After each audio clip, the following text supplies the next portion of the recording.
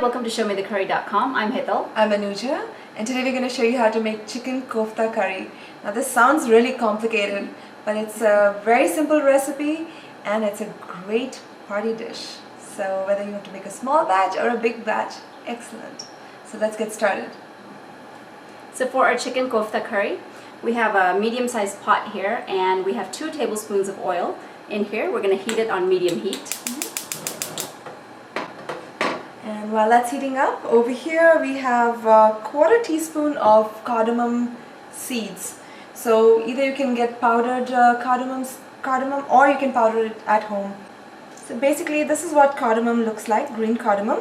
All we did was we just pounded it here so the skin kind of just, it's easier to peel off, and you just pound the seeds, and that's what we're looking for. And to this we're going to add 3 cloves. And we'll just grind it in a mortar pestle. It's nice to do this beforehand because sometimes in your food you don't want to bite into a whole piece of clove or a whole piece of cardamom. And our oil is hot. So to this we're going to add about approximately 1-inch piece of cinnamon stick, 1 bay leaf. So if you notice, the cinnamon stick is actually opening up, and that's a good sign. That means that a lot of the flavor from it is releasing into the oil. And we're ready for our powdered spices. Right, so this is the cardamom and the cloves powdered, and immediately after that you're going to add in 1 medium onion. So you're going to sprinkle a little bit of salt just to get the cooking going a little faster.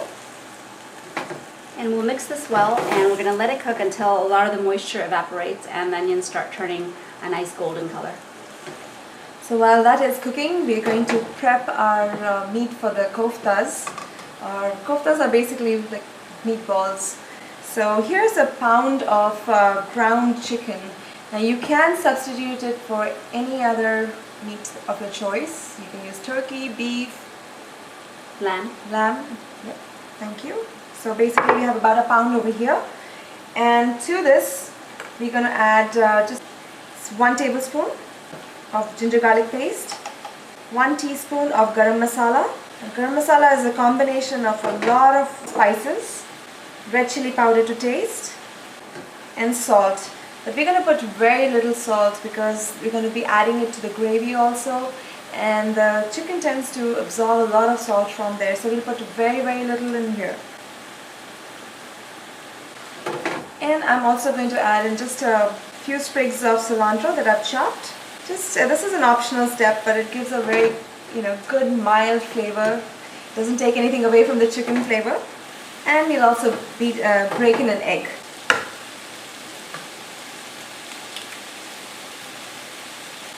Now I'm continuously stirring our onions just to make sure they don't burn. I'm going to use my hand, the unforgivable thing, but this is the best way to mix your meat.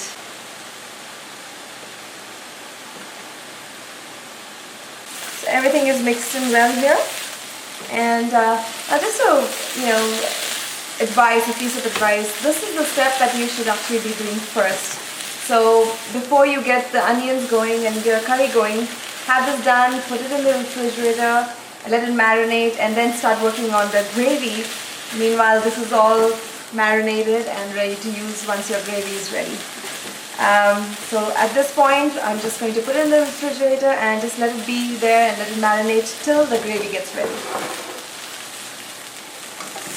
So the moisture is evaporated from our onions and they're starting to turn just a little bit of color. At this point, we're going to add 1 tablespoon of ginger and garlic minced and let it cook for a couple of minutes. Over here we have 2 tomatoes, Roma tomatoes, medium-sized tomatoes that we've just food processed and just made it into a liquid gravy. But here's a little trick. It's great to use fresh, and we try to use fresh whenever possible. So we are going to be using this, but somehow fresh tomatoes don't have that intense color that you want in your gravy, and especially this curry, you want it to have that red color. So what we're going to do is we're going to cheat just a little bit. We're going to use 1 tablespoon of tomato paste. So now what this will do is it will intensify the color. It will be fabulous. And you've used a little bit of fresh and a little bit of cheating stuff. So this is all ready to go once that's done. This is done. So what you're going to do is you're going to add in the paste first because it will help mix it a little better. And if it decides to come out, it'll be good. There you go. And once it's mixed, we can add in the fresh tomatoes. And we'll also add a 1/4 teaspoon of turmeric powder. And mix this. We're going to cook now until the oil starts separating from the whole mixture. So our tomatoes and tomato paste have cooked down really nicely. The oil is separating here and it's all clumped together, so it's a good sign it's ready to go. And to this now we can add a few more spices. 2 teaspoons of coriander powder, 1 teaspoon cumin powder, 1 teaspoon garam masala or to taste. And mix.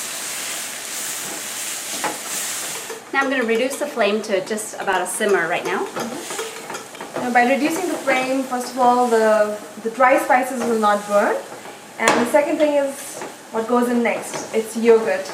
Anytime you're adding yogurt into a hot pan or a pot, you need to get the flame down to a simmer so that your yogurt doesn't curdle and just lump up. So I got 1 cup of yogurt over here, plain yogurt, and I'm just mixing it.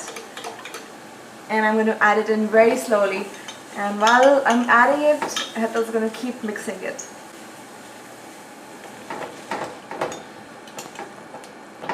So see, if you temper the yogurt, meaning adding a little at a time and gradually bringing up the temperature, it doesn't curdle. So that's an important step, because if it does curdle, then it's not pretty. True. And I have approximately 2.5 cups of water over here, so we're going to add to that and form the gravy. Now the consistency of this is honestly up to you, but we have to add in the koftas and they have to cook, and the koftas will absorb a lot of the moisture and a lot of the water, and over time it's going to be cooked, so over time it does reduce. And slowly I'm going to add the 2.5 cups. And I'm going to also increase the temperature to medium again. And once it's mixed, we're going to cover it and let it come to a boil. And our mixture is come to a rapid boil. It smells great. Give it a stir. Look at the color. Beautiful. And at this point, actually, you can give it a taste test, the gravy part, before you add the koftas in there. You can give it a taste test and make sure the salt, your spices, or anything else everything is balanced and great for you. So now I'm turning our stove up to medium-high, and we need to make sure that this mixture maintains a rapid boil. And here I have the ground chicken. I'm just going to give it another very good mix. And all you have to do is take a little amount, depending on how big you want your koftas, and gently drop it in. So one of the tricks is to use some water. What you do is you dip your hands in water, and when you pick up the chicken, it doesn't stick to your hands, and gently drop it in. And be sure you leave these koftas alone, and that way they kind of seal their shape in there. No touching. And just try and spread them out a little bit, and try and keep uniform size. Now this should give you a good idea that you want something which is a little bit of depth, because otherwise if your koftas are not submerged, it'll be a little harder for them to cook.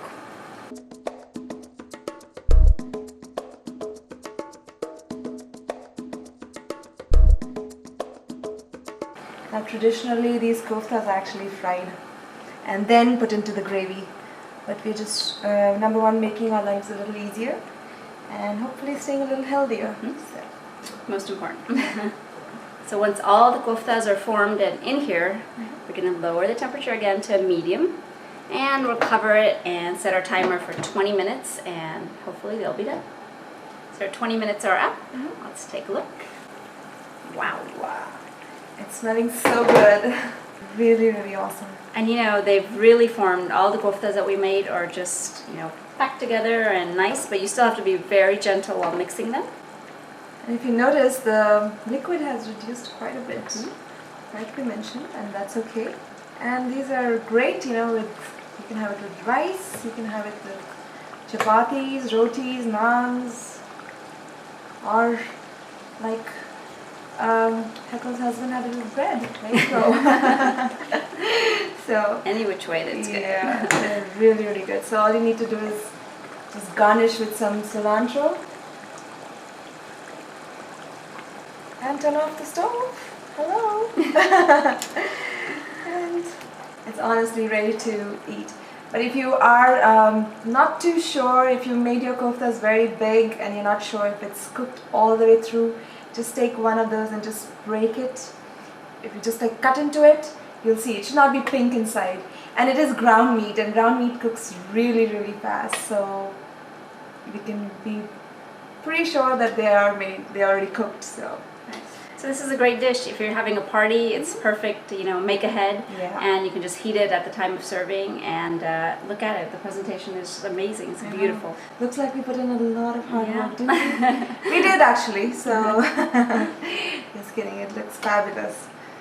So enjoy your delicious chicken kofta curry and join us again on another episode of ShowMeTheCurry.com. Adding a pinch of spice to your life.